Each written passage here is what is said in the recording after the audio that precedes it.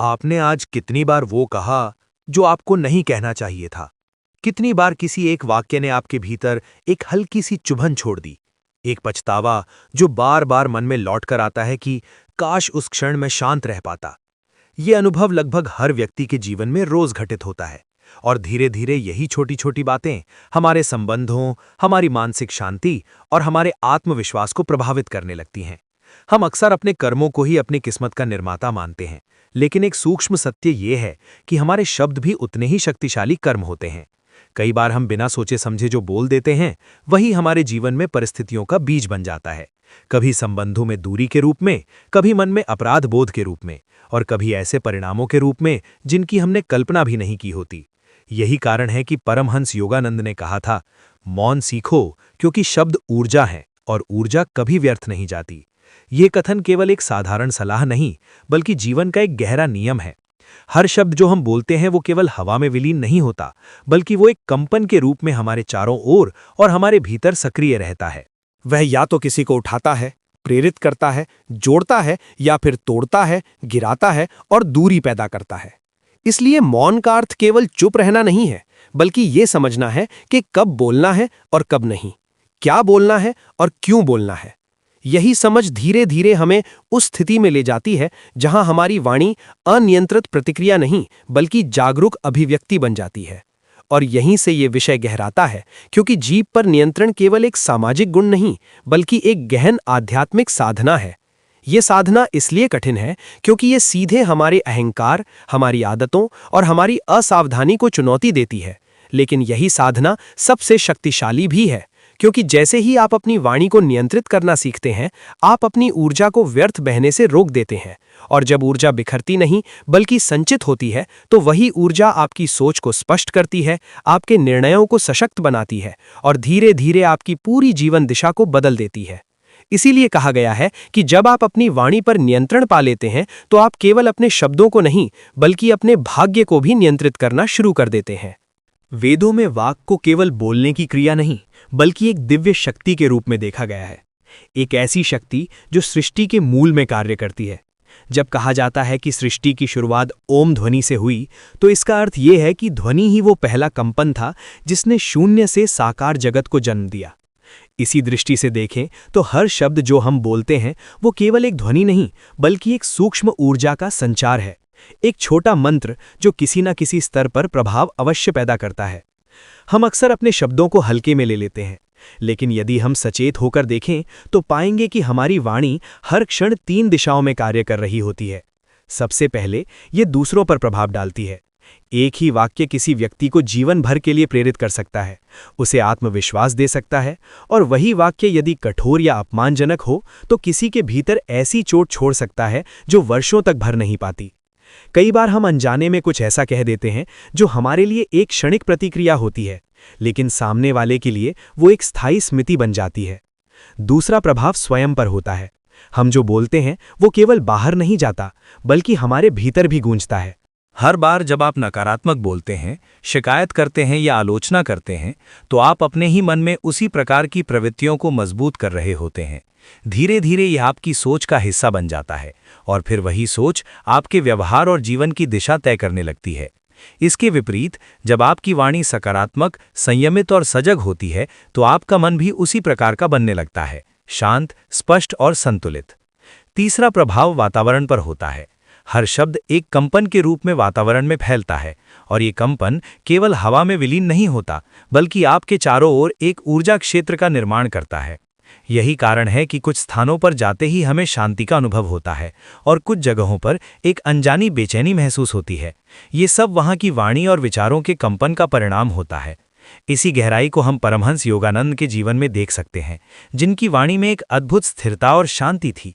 जो भी उन्हें सुनता था वो केवल उनके शब्द नहीं सुनता था, बल्कि एक ऐसी ऊर्जा का अनुभव करता था जो भीतर तक उतर जाती थी।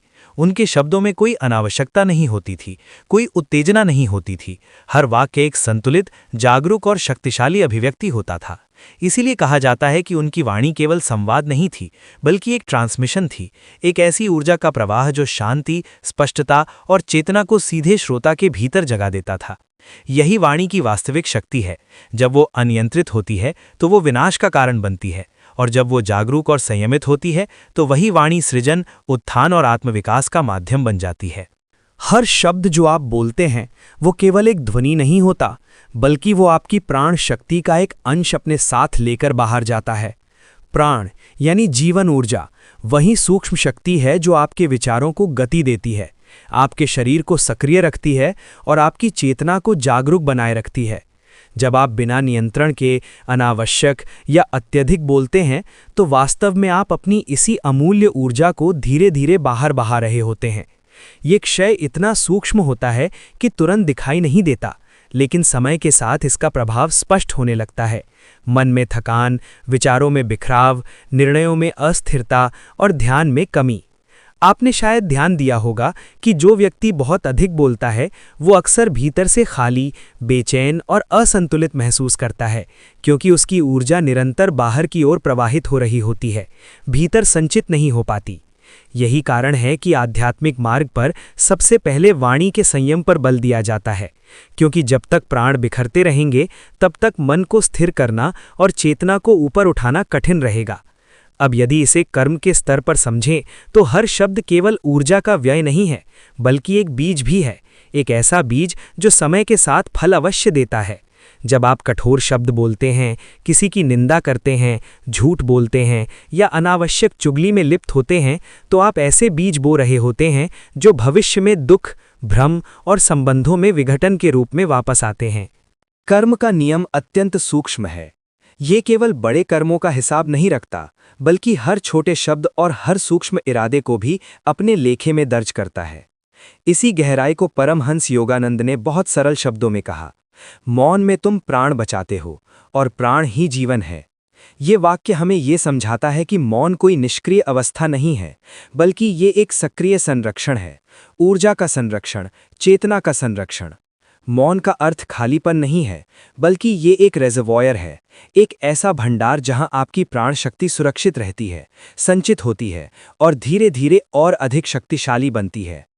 इसे एक सरल उपमा से समझा जा सकता है, जैसे एक खुला बर्तन जिसमें पानी रखा हो, वो धीरे धीरे वाष्पित होकर समाप्त हो जाता है, क्योंकि वो खुला है, असुरक्षित है।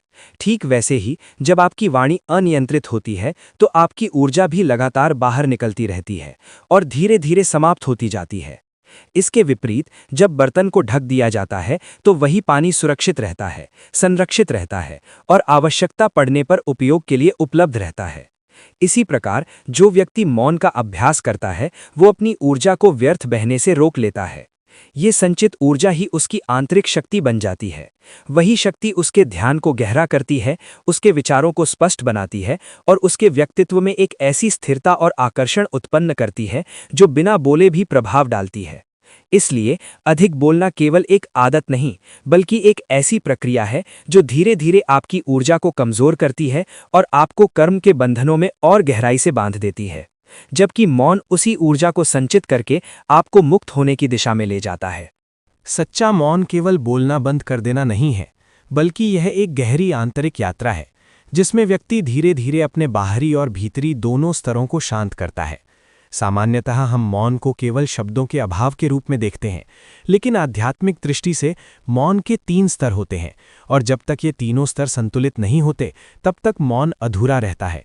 पहला स्तर है वाचिक मौन, जहां हम अपने शब्दों को नियंत्रित करना सीखते हैं। ये सबसे प्रारंभिक और आवश्यक कदम है, क्योंकि यहीं से जागरूकता शुरू होती है कि हम क्या बोल रहे हैं, क्यों बोल रहे हैं और कब बोलना आवश्यक है। लेकिन केवल इतना पर्याप्त नहीं है, क्योंकि कई बार व्यक्ति बाहर से शांत होता है लेकिन भीतर और शरीर स्तर पर अशांत रहता है। इसलिए दूसरा स्तर आता है इंद्रियों का मौन, जहां हम अपने शरीर की चंचलता, अनावश्यक हरकतों और बाहरी उत्तेजनाओं से दूरी बनाना सीखते हैं। जब शरीर स्थिर होता है तो मन को भी स्थिर होने का संकेत मिलता है, क्योंकि शरीर और मन एक दूसरे से गहराई से जुड़े हुए हैं। लेकिन इन दोनों से भी अधिक गहरा और महत्वपूर्ण स्तर है मन का मौन। यही वो अवस्था है जहां विचारों का निरंतर प्रवाह धीमा पड़ने लगता है और अंततः रुक जाता है। ये वो स्थिति है जहां व्यक्ति केवल साक्षी बन जाता है, न कोई प्रतिक्रिया, न कोई व्याख्या, केवल शुद्ध जागरूकता। यही वास्तविक मौन है और यही ध्यान की अवस्था है, जहां व्यक्ति अपने भीतर के उस शांत, स्थिर और असीमित अस्तित्व को अनुभव करता है। परमहंस योगानंद स्वयं भी कई बार लंबे समय तक मौन का अभ्यास करते थे और उनके शिष्यों ने अनुभव किया कि उन दिनों उनकी उपस्थिति और भी अधिक प्रभावशाली हो जाती थी। ये इसलिए था क्योंकि जब शब्द समाप्त हो जाते हैं तब ऊर्जा भीतर संचित होकर और अधिक प्रबल रूप में प्रकट होती है। इस पूरी प्रक्रिया को एक सुंदर उपमा से समझा जा सकता है। जैसे एक नदी अपने मार्ग में बहते हुए शोर करती है, पत्थरों से टकराती है, अपनी गति में उथल-पुथल लिए रहती है, लेकिन जैसे ही वो समुद्र में मिलती है उसका सारा शोर समाप्त हो जाता है और वो उसी समुद्र की गहराई और शांति का हिस्सा बन जाती है। ठीक इसी प्रकार जब व्यक्ति वाचिक मौन से इंद्रियों के मौन और अंततः मन के मौन तक की यात्रा पूरी करता है तो उसकी चेतना भी उस समुद्र की तरह गहरी, स्थिर और शांत हो जाती है, जहां कोई विक्षेप नहीं होता, केवल एक असीम शांति और पूर्णता का अनुभव होता है। अब सबसे महत्वपूर्ण प्रश्न यही है कि इस ज्ञान को केवल समझा ही नहीं बल्कि अपने जीवन में उतारा कैसे जाए, क्योंकि जब तक ये अभ्यास में नहीं आता तब तक ये केवल एक विचार बनकर रह जाता है। इसलिए मैं आपको एक अत्यंत सरल लेकिन गहराई से परिवर्तन लाने वाला प्रयोग देता हूँ, 21 दिन का मौन अभ्यास। ये कोई कठोर तपस्या नहीं है बल्कि एक सजग प्रयोग है जो धीरे धीरे आपकी आदतों, आपकी ऊर्जा और आपकी चेतना को बदल देता है। पहले चरण में आप प्रतिदिन 1 घंटा पूर्ण मौन का संकल्प लें। इस 1 घंटे में ना कोई फोन, ना कोई बातचीत, ना कोई पढ़ना, सिर्फ अपने साथ रहना। शुरुआत में ये बहुत सरल लगेगा, लेकिन जैसे ही आप बैठेंगे आपको महसूस होगा कि बाहरी शांति के बावजूद भीतर कितनी हलचल चल रही है। विचारों का प्रवाह, पुरानी बातें, कल्पनाएं। यही वो क्षण है जहां आपका वास्तविक अभ्यास शुरू होता है, क्योंकि आप पहली बार अपने मन को बिना किसी डिस्ट्रैक्शन के देख रहे होते हैं। 1 सप्ताह तक ये अभ्यास करने के बाद आप इसे अगले स्तर पर ले जाएं। वीकेंड पर आधा दिन मौन रखें। इस दौरान आप अपने दैनिक कार्य कर सकते हैं, लेकिन बिना बोले, बिना अनावश्यक संवाद के। ये आपको सिखाएगा कि जीवन को बिना शब्दों के भी जिया जा सकता है और कई बार अधिक सजगता के साथ जिया जा सकता है। तीसरा और सबसे महत्वपूर्ण चरण है जागरूक वाणी का अभ्यास। हर बार बोलने से पहले खुद से 3 प्रश्न पूछें। क्या ये सत्य है? क्या ये आवश्यक है? क्या ये मंगलकारी है? ये 3 प्रश्न आपके लिए एक आंतरिक फिल्टर बन जाएंगे। आप पाएंगे कि आपकी अधिकांश बातें इन तीनों कसौटियों पर खरी नहीं उतरती और धीरे धीरे आप अनावश्यक बोलने से बचने लगेंगे। इसके साथ एक बहुत सरल लेकिन अत्यंत प्रभावशाली अभ्यास जोड़ें। बोलने से पहले एक गहरी सांस लें। ये छोटी सी क्रिया आपके और आपकी प्रतिक्रिया के बीच एक अंतराल बना देती है। उसी क्षण में आप खुद से पूछें, ये शब्द मेरी आत्मा से आ रहा है या मेरे अहंकार से? ये प्रश्न आपको तुरंत जागरूक कर देता है, क्योंकि आत्मा से निकले शब्द शांत, स्पष्ट और करुणामय होते हैं, जबकि अहंकार से निकले शब्द अक्सर प्रतिक्रिया, असुरक्षा या स्वयं को सिद्ध करने की इच्छा से भरे होते हैं।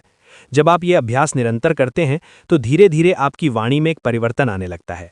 आप कम बोलते हैं लेकिन अधिक प्रभावशाली बोलते हैं। आप प्रतिक्रिया नहीं देते बल्कि उत्तर देते हैं। और सबसे महत्वपूर्ण, आप अपनी ऊर्जा को व्यर्थ बहाने के बजाय उसे संचित करना शुरू कर देते हैं। यही संचित ऊर्जा आपकी आंतरिक शक्ति बनती है, आपका आत्मविश्वास बनती है और अंततः आपकी चेतना को उस स्तर तक ले जाती है जहां मौन केवल एक अभ्यास नहीं बल्कि आपका स्वभाव बन जाता है। जीभ पर काबू वास्तव में सबसे बड़ा तप इसलिए कहा गया है क्योंकि यह साधना सीधे हमारे अहंकार, हमारी आदतों और हमारी अनजानी प्रतिक्रियाओं को चुनौती देती है। हम अपने कर्मों को नियंत्रित करने की बात करते हैं, लेकिन उससे भी पहले जो ऊर्जा हमारे कर्मों को जन्म देती है वो हमारी वाणी के माध्यम से बहती है। इसलिए यह समझना अत्यंत आवश्यक है कि यह अभ्यास किसी और को प्रभावित करने या अच्छा दिखने के लिए नहीं है, बल्कि यह पूरी तरह अपने भीतर की शुद्धि और शक्ति के लिए है। जब आप अपनी वाणी को नियंत्रित करना शुरू करते हैं तो धीरे धीरे आप यह अनुभव करने लगते हैं कि आपके भीतर की प्राण शक्ति बिखरने के बजाय संचित होने लगी है।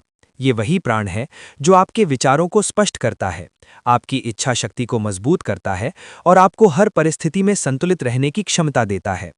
और जैसे जैसे यह प्राण आपके नियंत्रण में आता है, वैसे वैसे आपके निर्णय बदलते हैं, आपकी प्रतिक्रियाएं बदलती हैं और अंततः आपकी जीवन दिशा बदलने लगती है। यही वो बिंदु है जहां आप महसूस करते हैं कि किस्मत कोई बाहरी शक्ति नहीं बल्कि आपकी आंतरिक अवस्था का प्रतिबिंब है। जब भीतर शांति होती है तो बाहर की परिस्थितियां भी उसी शांति के अनुरूप ढलने लगती हैं। मौन का द्वार खुलना वास्तव में एक आंतरिक यात्रा की शुरुआत है। एक ऐसी यात्रा जहां आप धीरे धीरे शब्दों के शोर से निकलकर उस गहरे, असीम मौन में प्रवेश करते हैं, जहां आपकी आत्मा सदैव उपस्थित है। वहां कोई संघर्ष नहीं होता, कोई असुरक्षा नहीं होती, केवल एक स्थिरता, एक स्पष्टता और एक संतुलन होता है जो आपके पूरे जीवन को दिशा देने लगता है। इसीलिए ये अभ्यास केवल कुछ क्षणों का मौन नहीं, बल्कि एक जीवन शैली है, जहां हर शब्द सजगता से निकलता है और हर मौन शक्ति से भरा होता है। अगर आप भी इस शक्ति को अपने जीवन में अनुभव करना चाहते हैं, अगर आप अपनी वाणी के माध्यम से अपनी किस्मत को बदलना चाहते हैं, तो आज ही एक छोटा सा संकल्प लें। इस वीडियो को लाइक करें और कमेंट में लिखें, मैं मौन का अभ्यास करूंगा।